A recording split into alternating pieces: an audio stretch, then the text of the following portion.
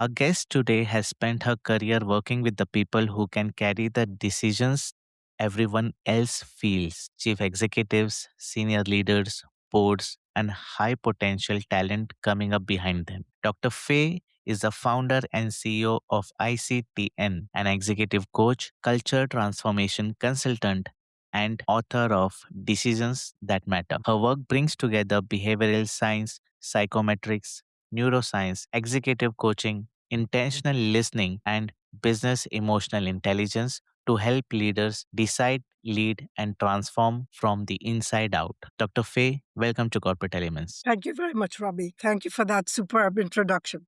I understand there is more to it. Could you please tell us what you're currently working on and more if I missed anything with the audience? Just to give you a little bit more three-dimensional perspective, I have established four businesses. So I'm an entrepreneur. I'm a parent and a grandparent. I have four very successful professionals as my children, and I have eight grandchildren.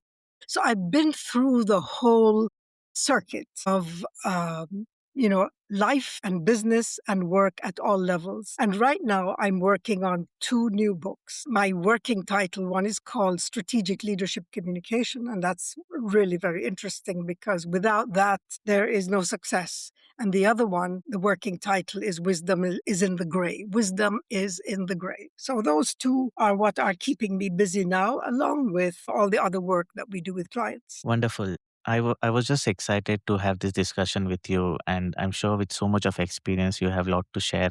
The first question that just pops up with my mind is that when you hear the phrase decisions that matter, what does it mean to you? Well, it meant so much to me that I wrote a whole book called Decisions That Matter. Right.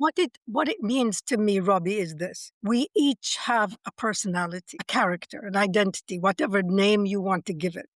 In 500 BC, the famous Greek philosopher Heraclitus said, character is destiny. But what is a character? It is our predisposition. It's the way we show up in the world. But your decisions are what maps that path to the destiny, if you want to call it a destiny. So everything we do is informed by a decision. We make hundreds of thousands of decisions every day. Most are unconscious. The conscious decisions we make as parents, as leaders, as bosses, as followers, in whatever role we happen to be in, affect somebody, not just us. The analogy I like to use, it's like dropping a pebble in the water. It creates ripples. If it's just a small pebble, maybe the ripples are gentle. But if it's a great big rock dropping into an ocean, it creates waves. And our decisions impact people's lives for better or for worse. So when decisions are made by default without conscious engagement of what are we trying to do? What would the consequences be? Who will be affected? How will it affect me? And what are the various ripples near and far that will be impacted by this decision? That's why decisions are a really critical part of leadership. And every leader should think about their decisions as the legacy they leave. Whatever history says about you, whatever people remember about you, what gets written about you is based on the quality of decisions you made when you were alive and the people you affected with those decisions. Yes, while you were just saying the word legacy and the decision, it reminded me of BlackBerry. I guess it works as a reminder that even market leaders can fail when they dismiss changing customer behavior. And it did impact a lot of employees. And I guess there is a strange contradiction in modern business. Organizations invest heavily in strategy, systems, technology, and but they do not always invest in the same seriousness in the quality of the person making the decision. I remember having a guest, Harin Bhakta. He has his index, and he advocates that you need to invest in the company where the leadership is stronger. So he says that the leader should have a skin in the game. And Dr. Fay, when you enter an organization, what tells you that it does not really have a strategy problem? It doesn't have a strategy problem. Most of them do. However, when I enter, what tells me that they don't have a strategy problem? If I have the leadership team around a table and I ask them to each write on a piece of paper what the purpose of their company is without sharing it and hand it to me, if I have 8 people in the room, I get 8 different purposes. And that's the revelation that you don't have an agreed strategy because the strategy has to grow out of the purpose. The second thing that tells me there isn't, even if they had a strategy, that it wouldn't be implemented is when I ask them to look around and rate how much trust they have in each person around the table, again, privately, to write it on a paper, write the name and write on a scale of 1 to 10, how much trust do you have in the person, on your left, on your right, the people in the room?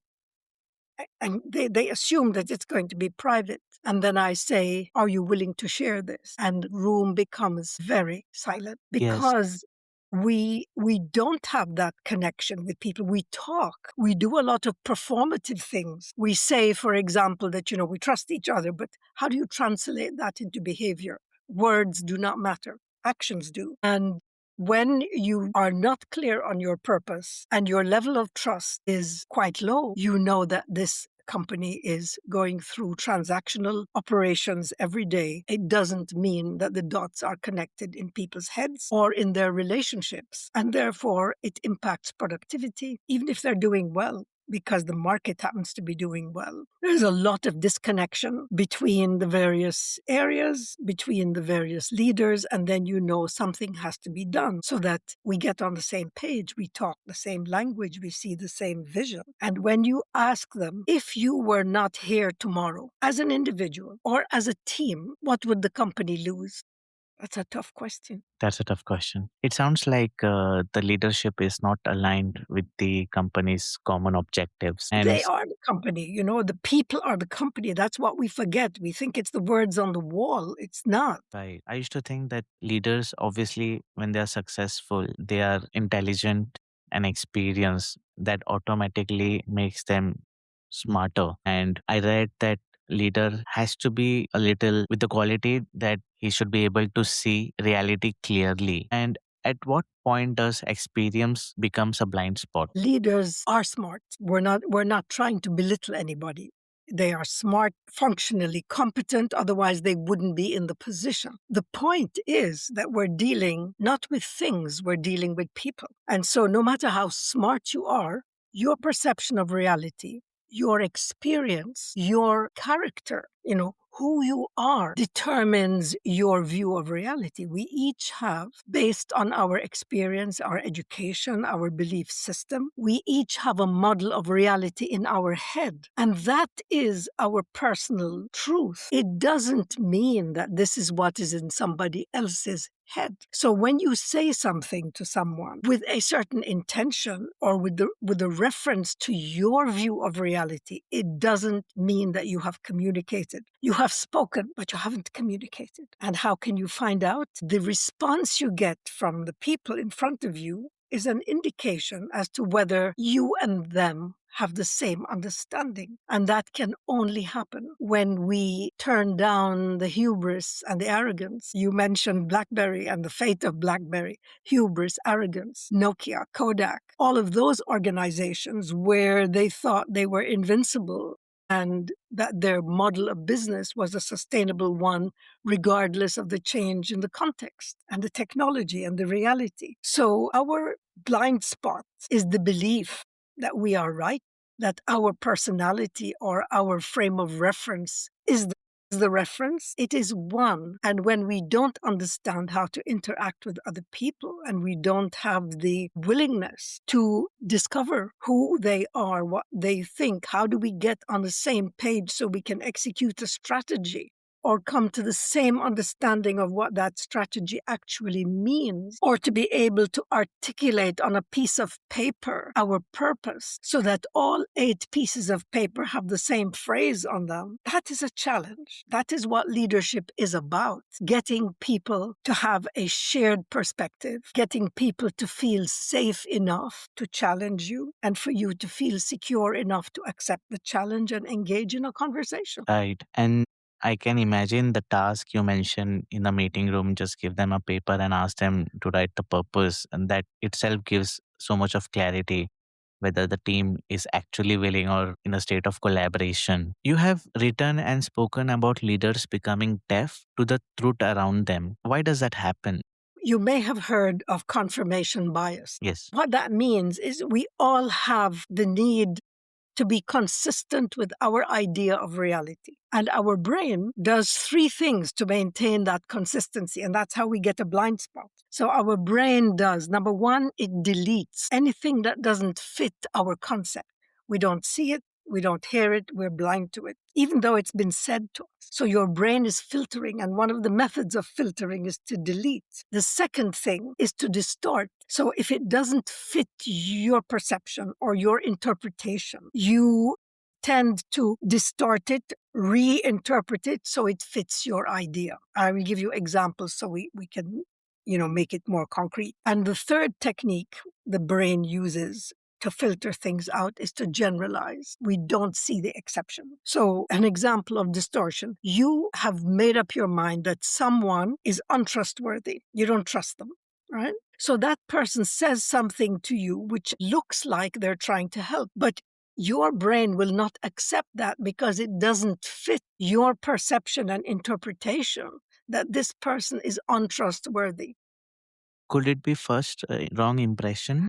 It has nothing to do with the impression. I mean, your interpretation of who that person is based on how different they are from you. So what you will do so that you can make that, and that's how distortion works. You will give yourself an explanation that says, this person must have a motive. I wonder what they want from me. And therefore, their good intentions are not accepted as good intentions, but as manipulation to get you to do what they want. When we delete, we don't even see, it doesn't even register. I would give people a sentence and their brain will not see the word that they don't want to see.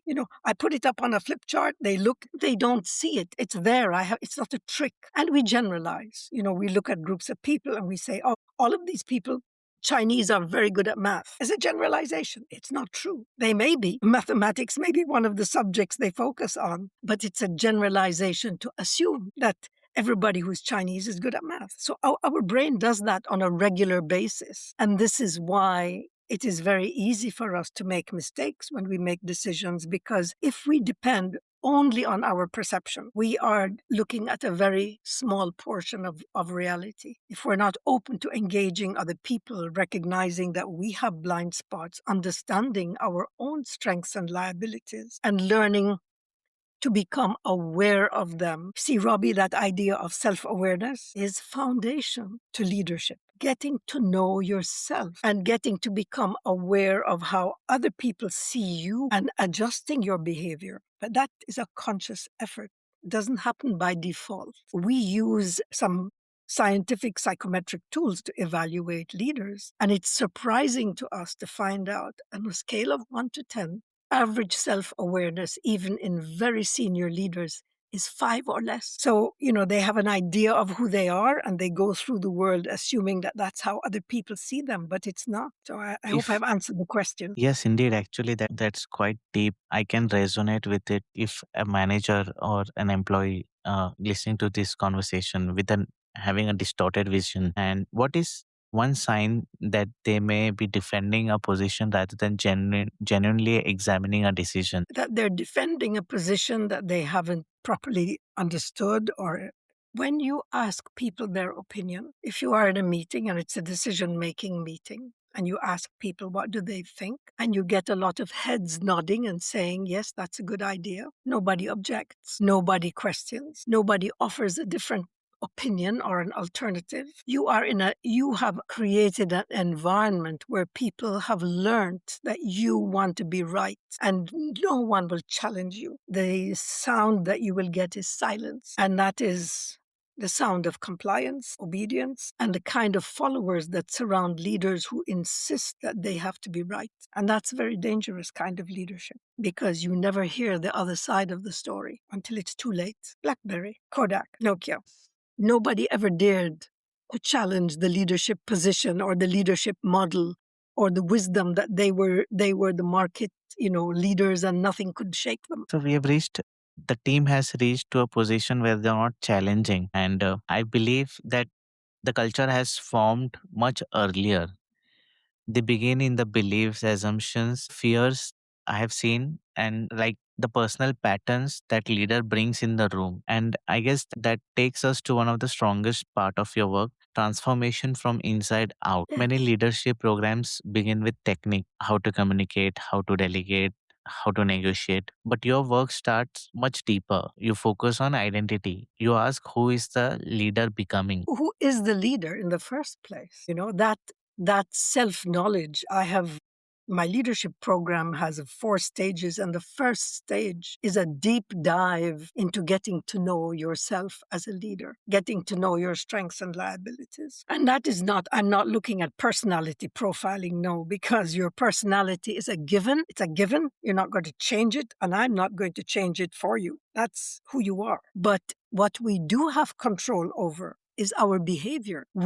Our behavior is a choice, but you have to know where your behavior is taking you so that you can interrupt those actions that are leading you in the wrong direction. So someone who thinks that a good leader is somebody who's strong, okay? What's your definition of strength? What does strength mean to you? Does it mean that you overwhelm other people, that people will tell you yes? What does it mean that you never admit that you're wrong? You never make a U-turn. You never examine your own attitude. That is a huge liability. So getting to know that about yourself and recognizing when it helps you and when it hurts you is part of the journey of self-discovery. What are our values? What are the things that really matter? What our values mean, very simply, is what is most important to us as individuals. There is a very interesting piece of research that was done by a nurse whose job was to work with people at the end of their life as they were dying on their deathbed. And what she found out by asking them, what is it in your life that you think about as you are coming to the close of your life? And many of them, the majority of them, said regret. Regret. Even though they had millions, they were alone. I don't mean necessarily alone because they probably had a lot of people waiting to see what they were going to get, but they were alone emotionally. There was no one who was going to necessarily miss them. So our values, when you say something, oh, it's not personal, it's just business, and you shred people's lives, that doesn't disappear. It goes somewhere, that negative connection that you create between you and other people just to win. That desire to win, the desire to be right, is part of a personality predisposition, but we can control that behavior by understanding that it doesn't necessarily serve us. So when we look at business emotional intelligence, we're not looking at people's qualifications, because everybody has, you can go to Harvard and you can go to MIT and Oxford and anywhere you want and get fantastic degrees. But that doesn't make you an amazing human being. It makes you a qualified person. It makes you someone who knows something about a certain discipline, but it doesn't mean that the people around you respect you. They know you. They may follow your requirements. They may be compliant, but it doesn't mean that they respect you or they see you as a role model, but they probably are smart enough not to tell you what they really think. So self-knowledge, getting to know yourself deeply and profoundly, your values, your basic human needs that drive every decision. We all have top 3 human needs that, every critical decision we make in our life is driven by those, our top 3, not a general top 3. There are like 7 basic human needs, and I'm not talking about Maslow. For example, if certainty is more important to me than variety, and that's a value, that's important, that's my need. I want to be certain, I want to be in control. I want to feel that I can actually predict what's happening around me. My world is going to be a very different world than somebody who has variety as their number one, somebody who's going to look for innovation and take risks and but one is not better than the other. The one who wants certainty is going to take very safe decisions and very slowly. And the one who wants variety is going to take very fast decisions and maybe impulsive ones that are wrong. So there is no one size fits all. That's why any leader who wants to be a really significant leader is someone who needs to get to know themselves. Self-mastery and self-leadership, which means learning to control your emotions, learning to interrupt the patterns that hurt you and hurt other people, learning to understand that unless you create an environment of psychological safety where people feel secure to tell you the truth, you will be the last to know. And when you know, it'll be too late and you may lose your best people by the time you discover. So that's the first part of leadership, self-mastery, becoming your master. Agree. I wish more leaders listen to you and understand that people are more important than the current process or the situation that they're prioritizing. Just spoke about business intelligence. What is business? Sorry, you spoke about business emotional intelligence. Mhm. What is business emotional intelligence and how is it different from the way emotional intelligence is usually discussed? Well, when we look at emotional intelligence in general, we're looking at understanding our emotions, understanding how they affect our relationships, not only with other people, but our relationship with ourselves. When we look at business emotional intelligence, is based on over 2 decades of research on what are the behaviors that impact success and failure at work. And there are 8. We look at things like decisiveness. How do you take your decision? We look at things like influence. How do you communicate? Are you able to bring people on the journey with you? We look at motivation. We look at adaptability. We look at conscientiousness. We look at stress resilience. We look at empathy. We look at self-awareness. And on the terms of how that person translates themselves into the world and to the workplace, we look at impression management. So people who don't know themselves have low self-awareness, which means they don't recognize how other people see them. They see themselves as perfect or maybe imperfect, and they don't have a clear idea of how other people view them. And some of them don't want to know. The other part of this is when you know yourself well, that is really important. It doesn't mean that you're going to change who you are. But for example, if you know that you're someone who takes decisions too fast because you get excited about innovations. You're an early adopter. You're someone who wants to get the new technology first. And you have a perfect example of what's happening now with AI. And, the hiring and the firing and the rehiring. You recognize that people who are innovative tend to be impulsive and they want to move quickly. If you know that is your liability, you need to think about who you have on your trusted team. You need to think about developing mechanisms. I call them forcing mechanisms or interrupters so that you never make a decision on impulse.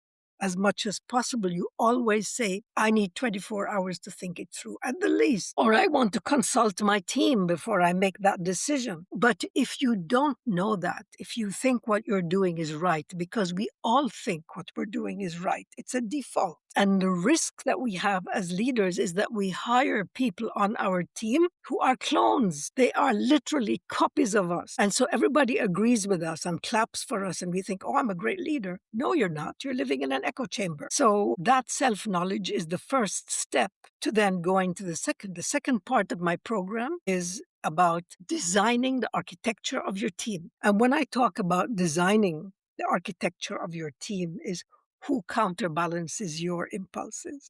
Who is the counterbalance? How do you create that equilibrium and that dynamism in the team where you have maximum energy and productivity because you have consciously agreed that you will have a devil's advocate in your team. That person's job is to challenge you. Your job is to challenge them. If you are not a detail-oriented person and you just see the big picture, which is great because you are a strategic thinker, but you don't see the execution details and the roadblocks and the risks, and therefore you're going to make mistakes. You're going to lose money. Therefore, you want somebody who will scrutinize the details and get into the nitty-gritty and go to the most granular level necessary. Make sense? Yes, it does. So that's when we say business emotional intelligence, we're looking at understanding behaviors and how those behaviors, there's a formula that your listeners may like to think about. Our thoughts lead to our feelings. Our feelings lead to our actions. And those actions are usually a decision. And those actions lead to results. If you don't like the results you're getting, you need to go back and look at what was the original input. What was that thought and what emotion did it trigger? So when you learn to manage yourself like that, then you become, that's what it means when you have achieved self mastery. You're conscious of what you're doing, consciousness of the decision. You're not getting emotional in the sense that you blindly move forward. Not at all. I remember I had a habit of reacting. Yes. I used to give instant reaction, and I'm in the middle of the work and someone comes and add another work to the pile. I used to react. And later I realized that it is not working for me. And when I did self reflection, I found that I have limited bandwidth and I'm best working early in the morning. And if you give me something at the end of the day or after office hours, I'm not going to do it with just and justify my work. So I decided to put a healthy boundary and I had a clear communication that okay, whatever you want to get it done on priority, give me early in the morning. If not, then Mhm. let's find some other person and delegate it to some other person. And it's not that I'm not taking ownership or responsibility. It's just I'm trying to manage my work efficiently. Yes. And at the receiving end, as an employee, what would employee notice first in the organization with low business emotional intelligence? I have few things in mind from my experience. Sure. Promotions, for example, there are no timely promotions. Conflicts are not managed properly. I recently discovered one of the largest industry in my country on sexual harassment. They were not taking strict actions on the person. In fact, they were just changing the department, shifting that respective individual to some other department. We just spoke of meetings where the leadership just sends or cascades the information and the team just agrees, or the customer relationship. So, would you like me to comment on these different things? Yes. Well, it's an interplay between the employee behavior and the management culture. So, almost every organization has their values written out, and they say people are our most important asset. But what they create is what we call cognitive dissonance because somebody says, wait a minute, you're telling me this, but that's not what's happening. That's not what I'm feeling. You're telling me, telling my brain that you care, but I don't see any evidence in my relationship. And here are the examples of the evidence, and it's both sides that are responsible, Robbie. So if I'm an employee and I have been brought up like a good, committed employee, and I have certain beliefs, like if I work hard, I will be rewarded. Well, that's a lie. It's a lie I tell myself, or a lie I have accepted because that's not true. If you work hard and you're making somebody else look good and you're delivering the results and you're making their life easier without actually making them aware that you are responsible for their success in some way, that you're contributing to their success, they are very happy to keep you exactly where you are. So you keep working and they keep feeling very good about it because it's you believe that someday they're going to recognize, reward you, and say, Robbie deserves a promotion. But that's not what is going to happen. What is going to happen is I hope Robbie stays because he's a hard worker and he is actually getting the job done. And in some cultures, people will say, I can't tell Robbie that he's doing well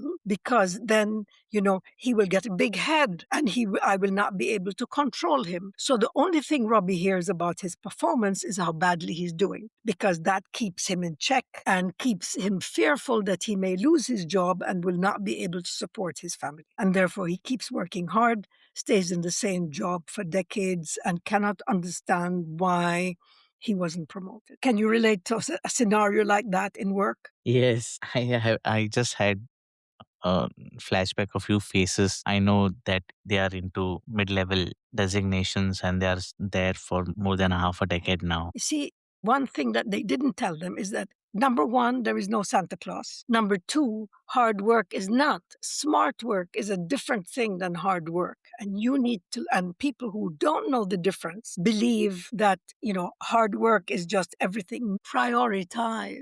If people don't have clarity of purpose, they cannot prioritize. So let's say your ambition is to become a senior manager. So what exactly is the work that you're going to do to make sure that you show up and you communicate that you are senior management material. So, number one, you need to select what needs to be done, not just I need to have a to do list and check everything out. No, what is it that I can do today that will have a tangible, measurable, visible impact in work? And that is a priority to get done. Choose what that thing is and do it. And when you do it, you need to communicate that it's done. Again, in many cultures, people will say, I shouldn't be bragging about myself. Other people should be praising me. I shouldn't be praising myself. That's nonsense. That's complete nonsense because nobody is even looking at you. They're looking somewhere else. They're looking at themselves and their own priorities. So you need to learn how to communicate upward and say, today we had a delay in the shipment to customer X.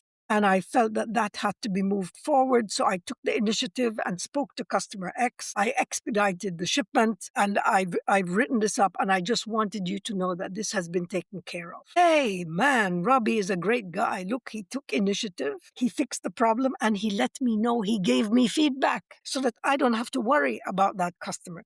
There's a difference. Do you see the difference? You're Yes. not bragging. You are using your intelligence to prioritize, and you're using your emotional intelligence to understand that unless you give feedback, your boss is not a mind reader and is under stress and is worrying about his or her own survival. Everybody is trying to survive. So we don't learn those lessons. We come to work as if we are in kindergarten and we're waiting to get a gold star for good behavior. And the rules are not the same. The rules Actually, yes, I used to think like that. I will just keep doing my hard work. My work will speak for me, and it got me nowhere. Of course not. And the other one is sexual harassment. I mean, unless your company, the policy of the company is clear about it, not only a policy, but they have a set of actions that people can take and it's openly discussed what you can do, who you can go to. Now, people will not do anything about it. And I tell you, for two reasons, and they're both related to emotional intelligence and culture. If you live in a culture that's conservative and you are a woman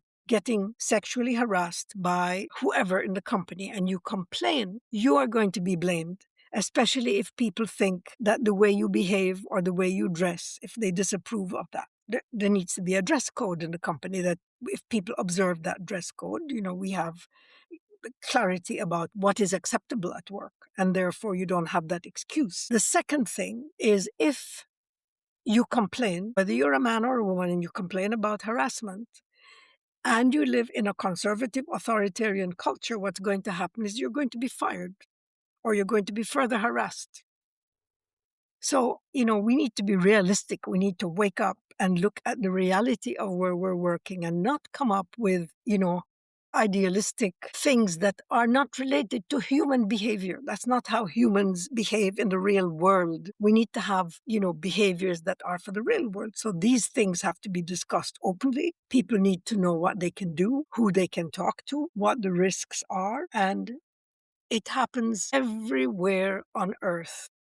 People can pretend that culture X and culture Y are somehow superior. They're not. They're different, but they're not superior or inferior. So, people need to wake up and understand that. And the best thing that we can do as parents, as bosses, as people who affect the lives of other people, is to help them to find ways of managing their boundaries intelligently. And that means, how do I relate to myself? Recognizing that I have power unless I give it away. And what that means is that I don't have to sit down and wait for somebody else to tell me what to do. I need to understand what I want to do, who I am, and what is important to me, and figure out how to define my boundaries, which is what you were saying when you discovered that you were reacting or that you were not the most productive late in the day, and you had to make it clear to people that your peak of productivity is in the morning. That is you discovering who you are and helping other people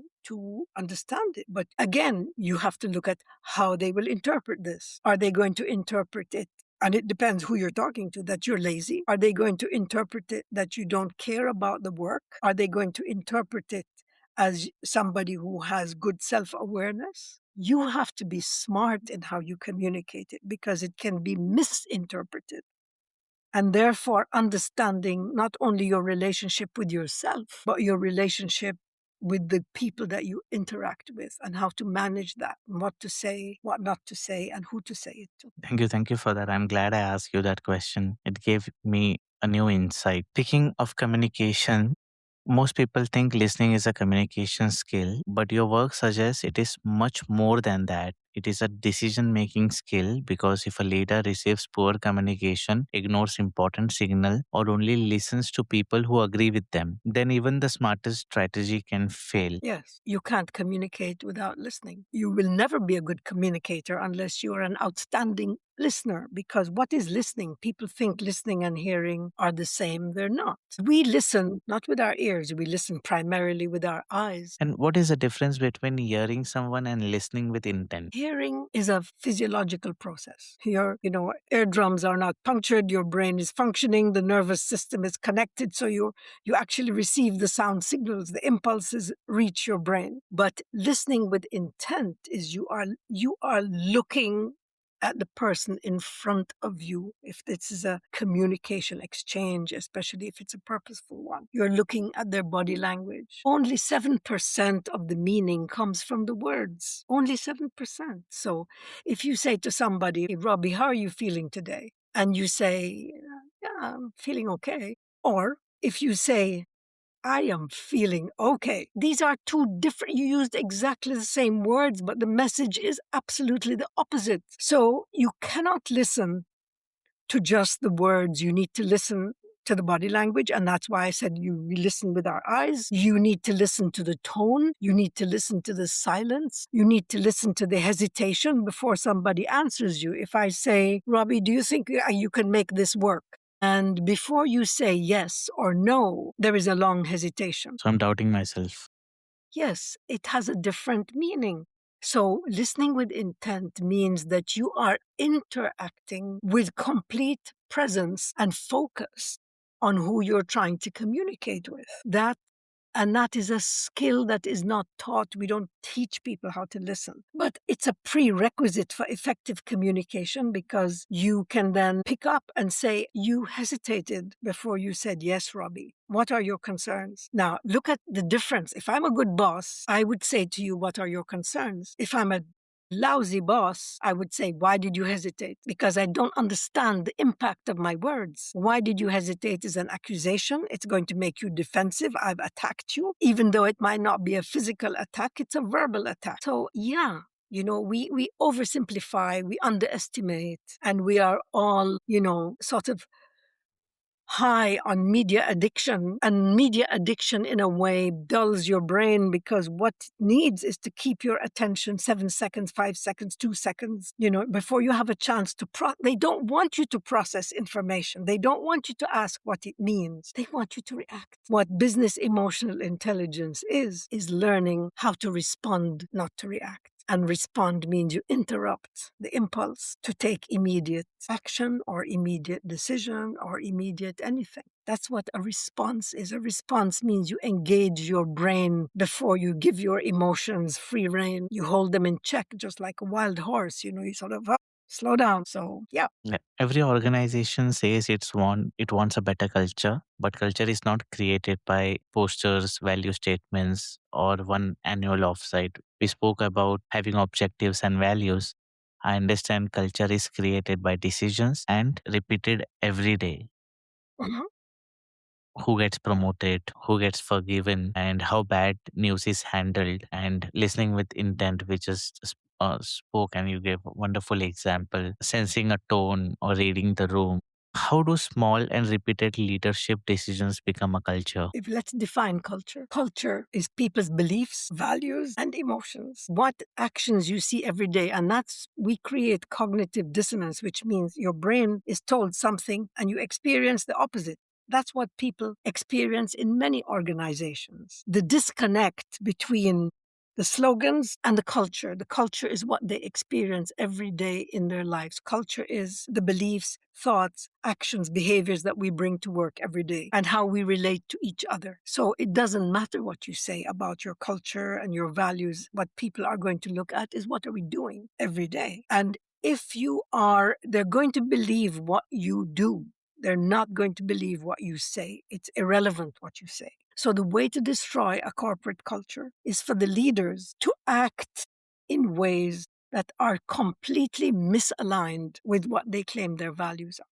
Now, that sounds like a simplistic statement, and it is, because the only way you can translate values into reality is by actually defining the behaviors and setting the rules. Let me give you an example. If you say value integrity, nobody is going to disagree with that. But what I understand by integrity, what you understand by integrity, what a third person and a fourth person and a fifth person understands by integrity is different. So unless we translate those nice, wonderful, shiny slogans into a set of actions that have rules attached to them and that have a set of decision-making actions. If a customer comes and complains about a product or a service, and you have one of your values is our customers are the most important people, or the customer is king, or whatever rubbish they put, and your boss tells you never admit to the customer that you made a mistake. Speak to the customer and let them understand that it's their fault.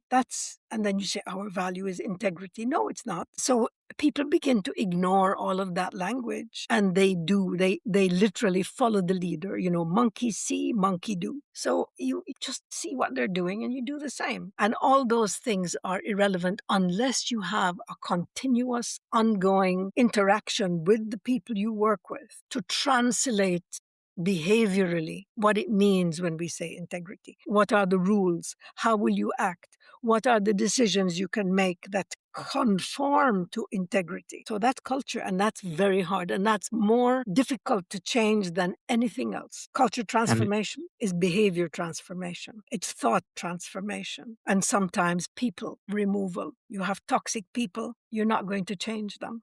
You don't change personalities. You can change behavior if people are willing, if they are willing. Wow. Dr. Fay, before we wrap up, let's do a quick executive round. Short answers. First instinct, data or discernment? Discernment. Listen first or speak first? Listen first. What is more dangerous in a leader, ego or fear? Ego. One behavior that builds trust fastest? Honesty. Transparency. I like that. And one behavior that quietly destroys culture? Manipulation. One word that destroys leadership? Dishonesty. The minute you lose your ability to tell the truth, you lose respect. Consistency. People know that today, tomorrow, next year, you are going to be that same person with the same internal stability that you had in the beginning. You can't fake it. We can't fake sincerity.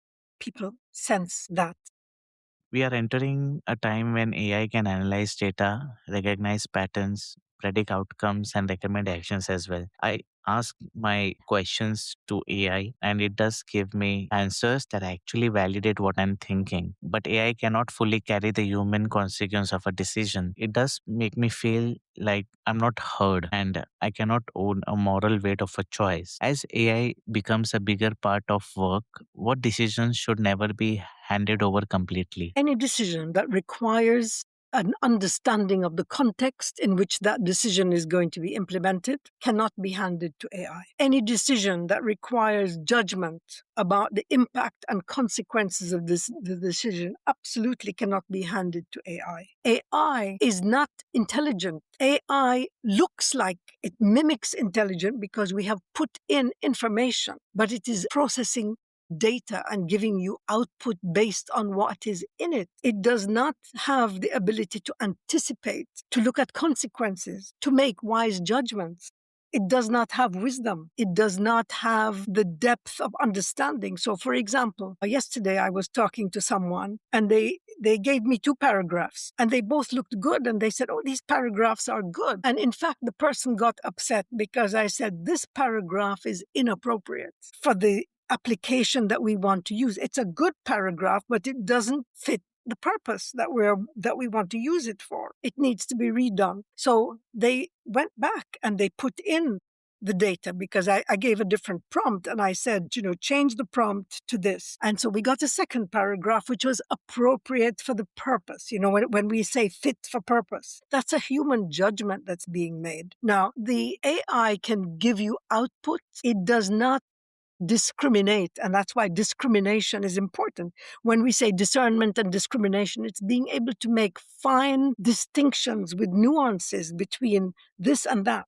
It's something that is human. And you know why it cannot be replicated? Because your experience, your depth of knowledge, and the breadth of what you have gone through in your life gives you a particular frame of reference, your model of reality, your understanding of what this means. If you do this, this is what's going to happen next. It's like a child that before they know what are the consequences of their behavior, they do things, they believe they're right, and then they find out later on that it was a horrible mistake, but the mistake has already been made. So AI cannot replace wisdom, judgment, contextual understanding, discernment, and real strategy, where you begin to understand, how do I translate this into the real world, into action that is not going to cause harm in the long term. There is something I really like. There's an Indian tribe that has a policy that they call 7 generations. I'm talking about First Nation Indian, what they used to call Indians, First Nation Americans, Native Americans. And that rule says when you make a decision, you look at how it's going to impact all the way to the 7th generation. And you see whether that 7th generation is going to be okay as a result of this decision. Again, going back to the idea of dropping the pebble and you have the ripples going out. It depends how big a rock, how large an ocean you're dropping it into, and what you trigger with that decision. I mean, we are living at a very dangerous time in this world where decisions can wipe us out. Dr. Fay, this has been a conversation about much more than leadership. It has been about responsibility, about the responsibility to see clearly, to listen deeply, and to face the truth. And most importantly, to make decisions with clarity, courage, and compassion.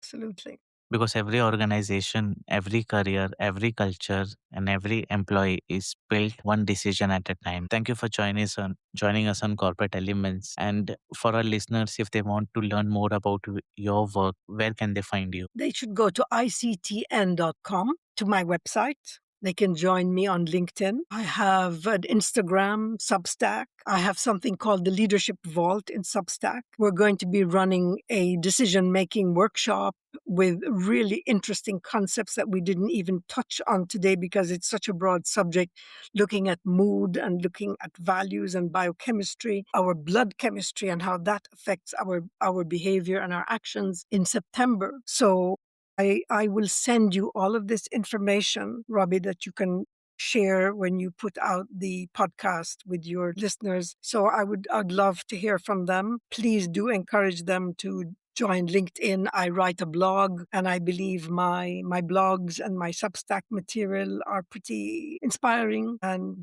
worth reading for those who like to read.